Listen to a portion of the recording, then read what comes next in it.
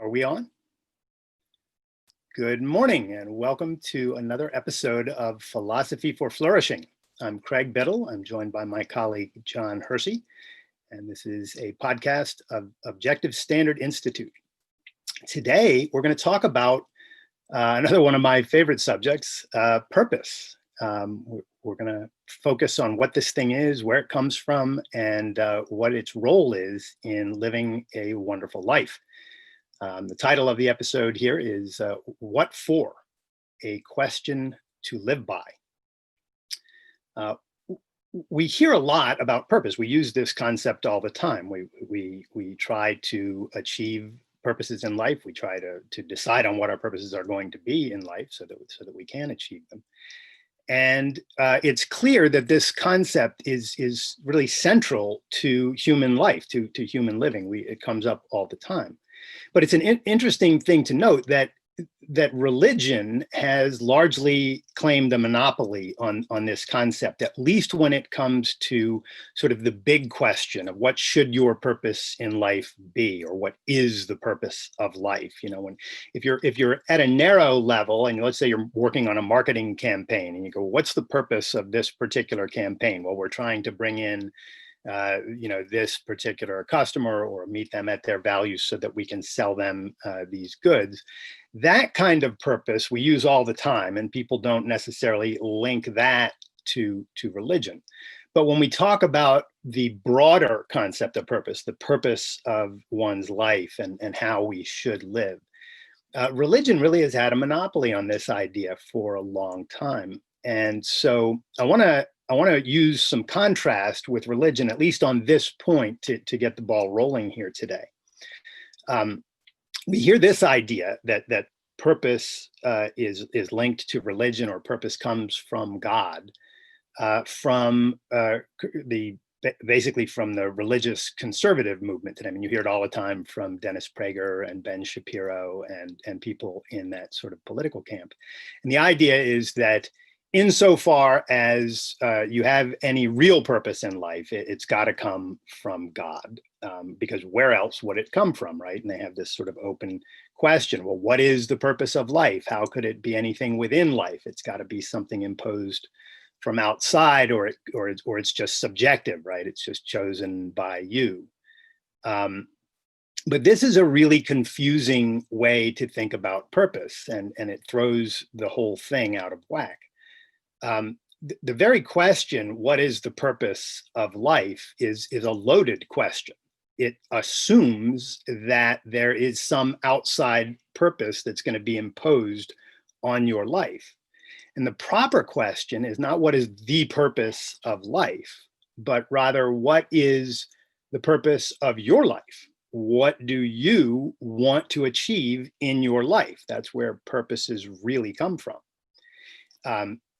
We know that they don't come from God for several reasons. First of all, there's no evidence for the existence of God. So if a thing doesn't exist, or if there's no evidence for a thing's existence, it can hardly be a source for you to go to and say, well, what do you, non-existent thing, impose on me as a purpose?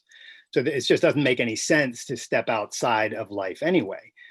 We have this need in our lives to set goals, to choose goals, and to go after them. And this need arises from the nature of human beings.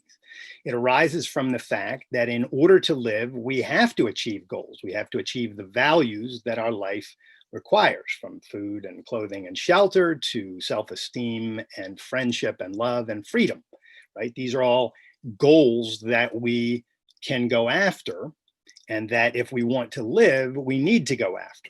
Right?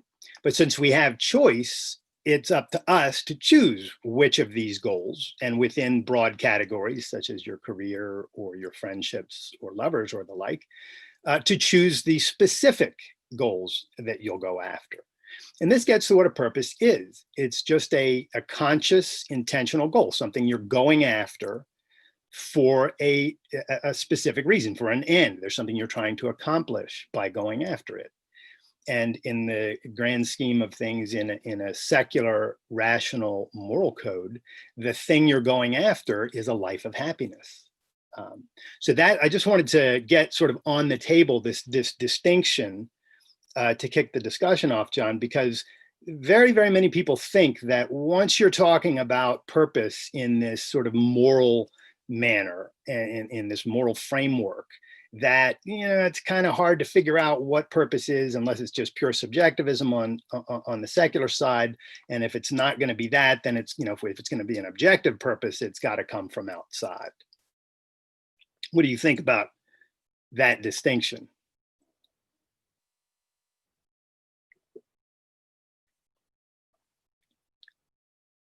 John, I'm not hearing you for whatever reason.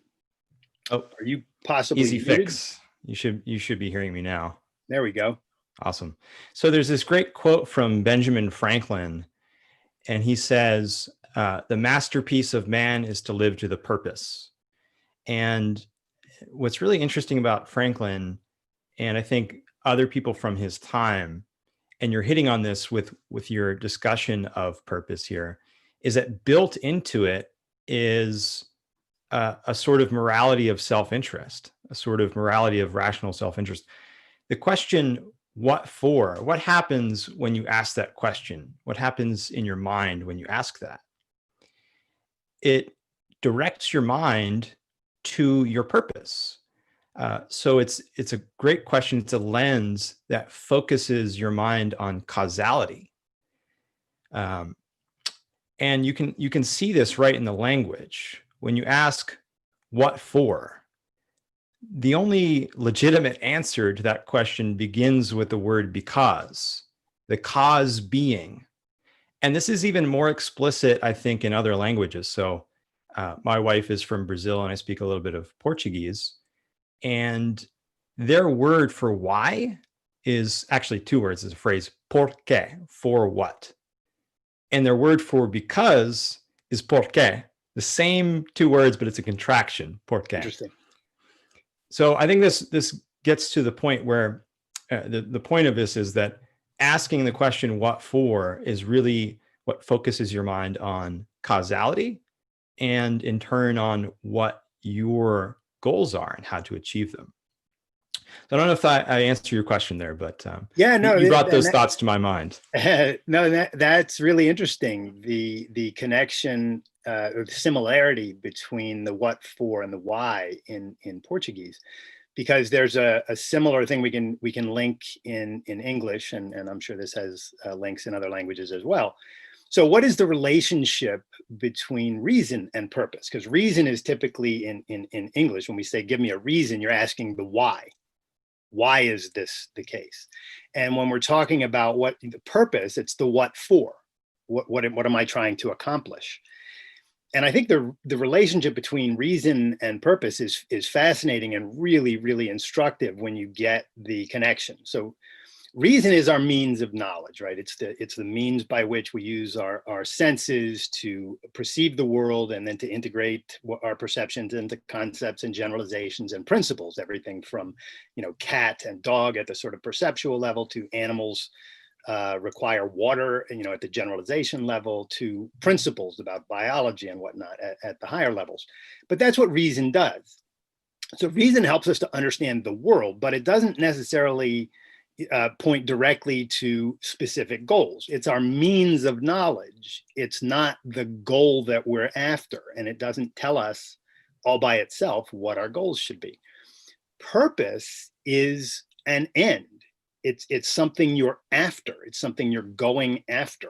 It's a conscious, intentional goal is the way that I would put it, or a goal that has an end that you're trying to achieve. So there's a means-end relationship between reason and purpose. You use your mind, your reasoning faculty, to choose purposes, and then once they're set, you use reason to go after those purposes. Now, presumably, you use reason to choose your purpose. I mean, some people choose irrational purposes. Think of the mass murderers in history who have chosen irrational purposes, or the jihadists who get their purpose allegedly from God, and he tells them to go kill infidels or whatever. So, but set that aside and just focus on human beings using reason, and what's the relationship, in order to live, what's the relationship between reason and purpose? And it's basically a means end relationship. Reason is our means of understanding the world, and it's our basic means of living. And our purposes are the things we set for ourselves so that we can go after them using reason and live. The overarching purpose, from a secular rational perspective in life, is to live a wonderful, beautiful life, a life of happiness, flourishing, concept that we like to use in this podcast. And so that's the ultimate purpose. But then what are your purposes that add up to that, right? There's your career in life, there are your relationships, there are your recreational activities. And we have to choose and set our own purposes in each of these areas. And this is the work of the reasoning mind, focusing on the ultimate goal of living a wonderful life. But you have to choose your own purposes here, right? They don't come from outside. So it's a massive responsibility, a self-interested responsibility, to figure out what you want to do with your life. And this is why it bothers me so much that religion has this monopoly on purpose, because faith does not do you any good here. Just accepting ideas on the basis of no evidence in support of them is not going to help you figure out what to do with your life.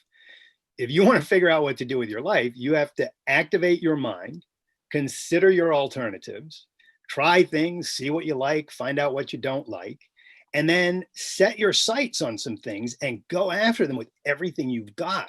And those things that you go after, whether it's you want to write books, or you want to start a business, or you want to be, in your free time, you want to create a beautiful garden. These are purposes. And they're the only kinds of purposes that are real, purposes that are chosen by us. So last thing I'll say about this, and then we can move on to some other aspects of this, is that there's an interesting relationship also between the concept of meaning and purpose. And it's very similar to this relationship between reason and purpose. What is meaning? Well, the root of meaning is means, right? The meaning of an action is the end that it achieves, right? If somebody says, what's the meaning of what you're doing? You would say, well, I'm trying to accomplish this thing. You're running. Somebody says, what's the meaning of this thing? Well, I'm training for a marathon. There's this thing I want to accomplish. And the relationship between meaning in your life and purpose in your life is also a means end relationship. Purposes are ends, and the meaning of the things you do to achieve those purposes are the means. And I love that relationship. When you grasp it, it can help to remind you, and to remind you just how to think clearly with these concepts in a secular, life-serving way, but also to brush aside any religious nonsense that might be sort of impinging on your efforts to think about living. Yeah, I think I don't want to go too far into this today, but I think that there's an interesting historical reason for religion having this sort of monopoly, at least in some people's minds, on their purpose. And I think it goes back to the idea, I'll just quickly say that the primitive version of looking at why things are the way they are, and you can see this in basically any primitive culture. So why is there a drought? Why does it now rain? Why do we win this war? And the primitive answer is always to look to the sky and say, well, the guy in the sky caused this good or bad thing to happen. And the meaning right there, right? So they're saying, what's the meaning of this thing? And they're looking there for that meaning. Exactly. Yeah. And it really took some huge advances in the history of both science and philosophy. And I think we have Francis Bacon and Isaac Newton and Thomas Reid and others to thank for these advances, was to separate the realm of physical science and the whys for things like that from the things that men do. There's the metaphysical and the man-made, as Ayn Rand later put it. And without that sort of distinction, one could be left in the mindset that, okay, we're in a world where there are all these decisions that got made by somebody, and those decisions are what dictate the nature of the universe, and I'm just a cog in that. And so whatever my purpose is, it has to stem from the purposes that God had in mind, or the guy in the sky had in mind when creating the universe. So Aristotle had several ways of looking at the concept of cause. He distinguished several facets of it. And two of those were efficient causation and final causation. The efficient causation being the person or entity making a change or causing something to happen, and final causation being the goal for which that person was acting or that thing was acting. And the scholastics and on through the history of philosophy, these people have ascribed efficient causation and final causation to the universe at large, basically saying that there's some intelligent being that has set the cause of the world. And I think that at root, if you believe that, then ultimately when it comes to defining your own purpose, you are going to do it in reference to this idea that there's some other purpose over and above yours. Yeah, very good points. I'm glad you brought up the efficient causation and final causation, because that ties right into another essay of Rand's. You mentioned metaphysical versus the man-made, which also ties into this. But Rand's essay Causality versus Duty, where she talks about the difference between a disciple of causation and a disciple of duty, right? And the idea, one is sort of the disciple of duty is beholden to this idea that there's some outside force to which he owes obedience and must, uphold that purpose, the outside force's purpose, whether it's God or just the categorical imperative from Kant, the idea that you should live and you should do your duty for duty's sake. And then there's the disciple of causation, who basically thinks in terms of final causes. What is it that I want to achieve? And as Rand put it, in this way of thinking, the end sort of determines what the means will have to be. If you want to achieve this end, then you have to say, okay, what's it going to take to do that? I want to write a book. I want to start a business. I want to learn to surf. Name the thing you want to do, and then what's it going to take to make that happen? And this is where Rand brings in that wonderful Spanish proverb, God said, take what you want and pay for it, which simply means, she's an atheist, so she doesn't really mean God. Reality is a certain way. And so if there's this end you want, this final cause that you want, this thing you want to achieve, then you have to take the actions necessary to get that thing. And as simple as this is, and as much resistance as certain people, including religionists, might have to this kind of simplicity and this kind of secular view of this, the fact is, this is the way the world is. It just is. There's the world, there's the law of causality, there's our choice. What do we want to do? What do we want to try to do? And then there's our means of achieving goals, the fundamental means being our reasoning mind. And that's the actual way that the world works. But so few people can think this way because they've been so polluted by this notion that there's something beyond that has to dictate these things. And then when they get stuck in that thinking, they lose their ability to acknowledge that they're responsible for making their own decisions and for really achieving these. And to the extent that people compartmentalize all of this, so some people embrace religion and they're like, yeah, real purpose comes from God, et cetera, et cetera. But then they go about their business and they set their own purposes in life and they use their reasoning mind to go after them. But what they're missing is the fully integrated approach to life, where they're not hampered by this idea that their daily life and their daily means to end activities, using their reason to accomplish their goals, that this is somehow separated from moral purpose and the grand scheme purpose and all of that. There is no separation. there is no separation. The daily purposes that we pursue by using our mind are simply the sub purposes that add up to the overarching purpose that our life should be, which is the achievement of our own happiness. So I think it's so important that people get their head around this. You probably have a better memory on this kind of thing. There's a great quote from Atlas Yeah, I about wanted to bring that Francisco. up. Yeah.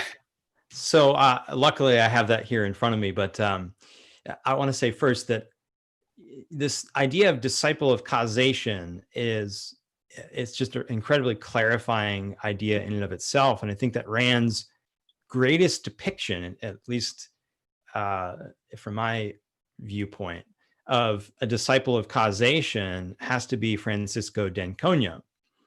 And there's this great passage from Atlas, Rand's magnum opus, in which she really gets at this idea, or at least concretizes how it plays out in d'Ancona's life. So the quote is this: "I don't know what sort of motto the d'Anconas have on their family crest," Miss Taggart once said, "but I'm sure that Francisco will change it to what for. It was the first question he asked about any activity proposed to him, and nothing would make him act if he found no valid answer. He flew through the days of his summer month like a rocket, but if one stopped him in mid-flight, he could always name the purpose of his every random moment. Two things were impossible to him: to stand still or to move aimlessly." I want to say one more thing about the question of what for in Atlas and how it relates to this quote. What for, if you think about it, is if it's not the theme, it's one of the big themes of the book. It's not the theme, but it is one of the big themes of the book. And this became even more clear to me recently. Robert Trzynski wrote a book called "So Who Is John Galt Anyway?" And spoiler alert, if you haven't read the book, just turn this off now and go read it, go pick it up. But unlike, for instance, say a Sherlock Holmes story or your average detective story, in those stories, it's all the question that you're wanting to find out throughout the book is who done it. These are called whodunits, or it's a whole genre of fiction. And the idea is to figure out, okay, who committed the crime. And Trzynski pointed out that Atlas is a whodunit. You know what happened, but you don't know what for. Yeah. You don't know the motive. And so this question of what for is central throughout the entire book. I guess just a side note, really. Yeah, no, that's fascinating. I love that idea that it's a whodunit. That's a really fascinating way to look at the book. And the fact that purpose does play such a central role in that book, even though it's not, I mean, the theme of the book really is the role of the mind in man's life, the role of reason in man's life. So it's broader. But look at the connection here again between reason and purpose, right? Because purpose is a huge part of that book, right? What's the reason for this thing, or what's the purpose? What are we trying to accomplish? What's in terms of the strike? What's the purpose of the strike in that case? And so this brings us back to this relationship between reason and purpose, end and means. And it also points to why Ayn Rand named both reason and purpose among her three cardinal values, right? Reason, purpose, and self-esteem. And it's so interesting that this stuff is sewn into almost everything that she does in both her fiction and her nonfiction. You look at Howard Rourke in The Fountainhead and how purposeful he is and how driven he is and how much he uses reason to achieve his purposes, right? It's right there. It's right there in all of her characters, and it's both explicit and implicit, depending where you are. And then you find it in her nonfiction all over the place, in Causality versus Duty, and in the metaphysical versus the man-made, where she makes the great distinction. Some people ask, can I do it? And other people ask, what needs to be done in order to achieve this thing? And that difference is the can I do it is leaving out the means to get to something, and it's just asking yourself whether you have the ability. The what needs to be done is asking, what's the process to get there? What is the means to the end? And there's a connection there. And you see this literally just all over the place in her work. And one of the things I like to point out, especially when you're dealing with people who are trying to claim that, Rand's philosophy is materialistic, or, this loses all of the spiritual elements that we get from religion. Are these two values, reason and purpose, are they material values?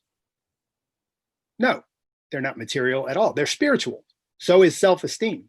All three of the values in the objectivist ethics that are the cardinal values, they're spiritual values. One is the means of understanding the world and living. The other is the need to choose your ends in life and your long-range goals so that you can go after them. And the third is the satisfaction and the love of life and the love of self and the self-respect and the self-efficacy that you get from doing those first two things, right? From choosing goals and going after them. And I just think, when you can see these elements from different perspectives, you start to realize how powerful they are together and how central they really are to living a wonderful life.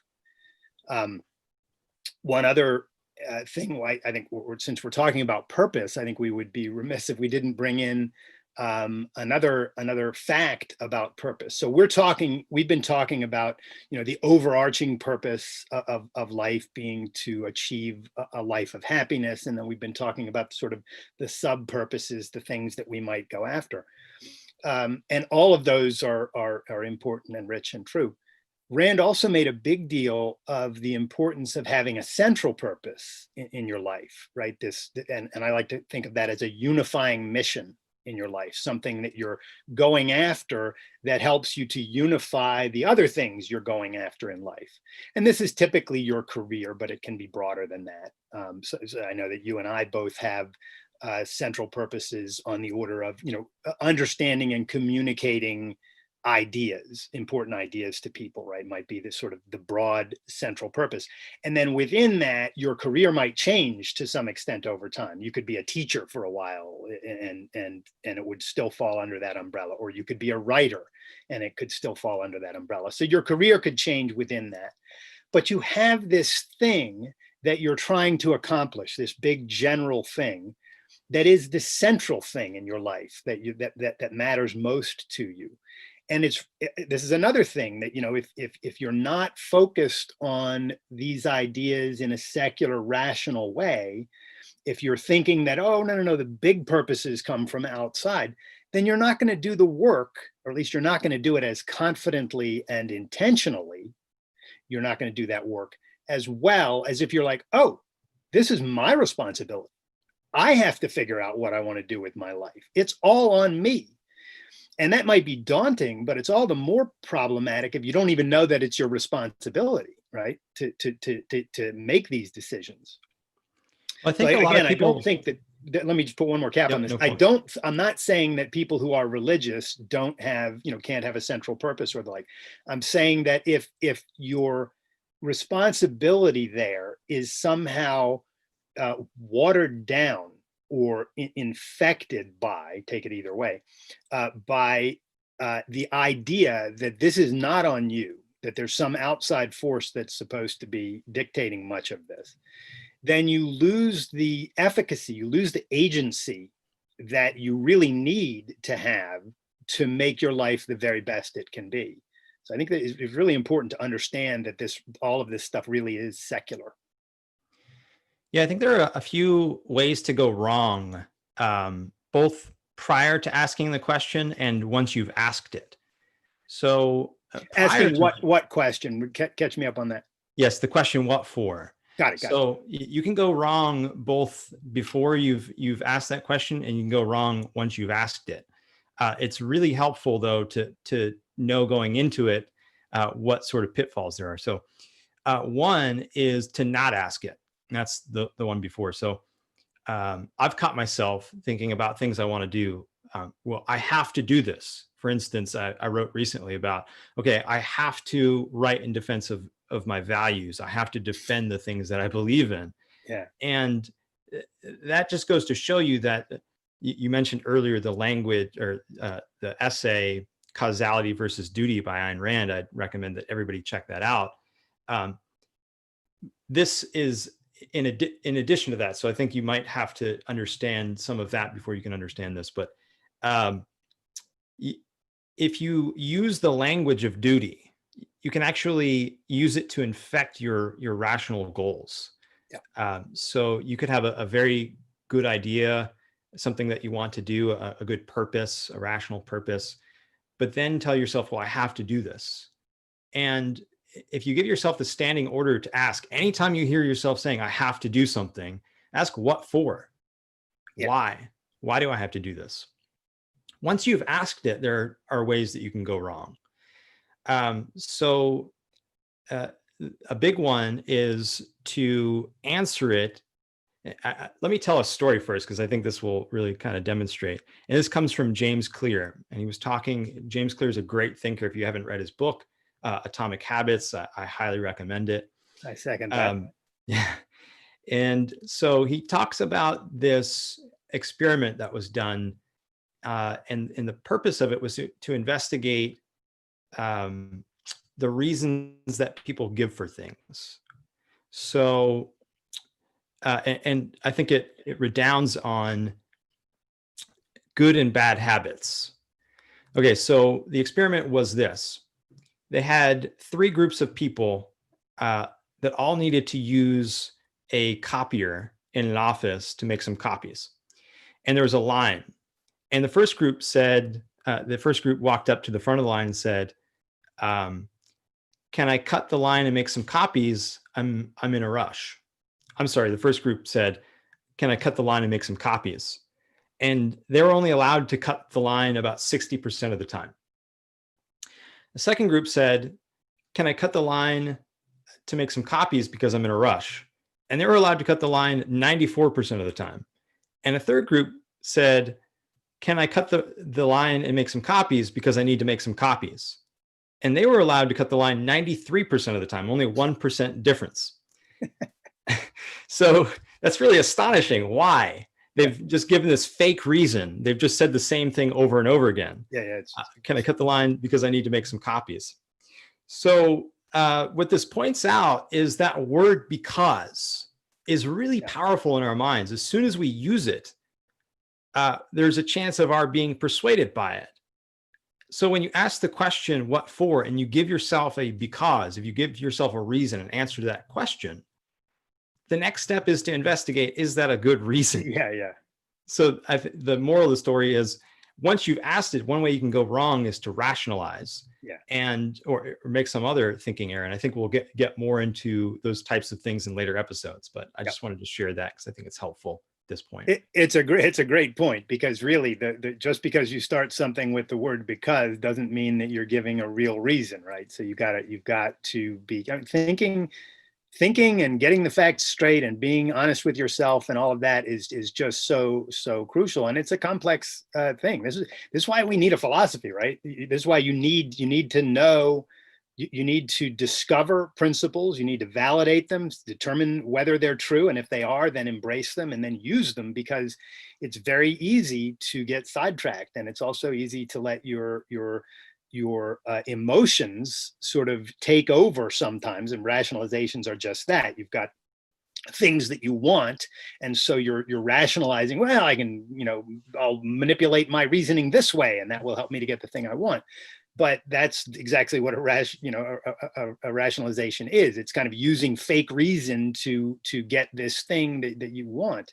And you got to be careful on that. So we'll talk. We ought to do a whole episode on, or several episodes on the principles of reasoning, and then the fallacies that are violations of those principles, which is a topic I love to get into.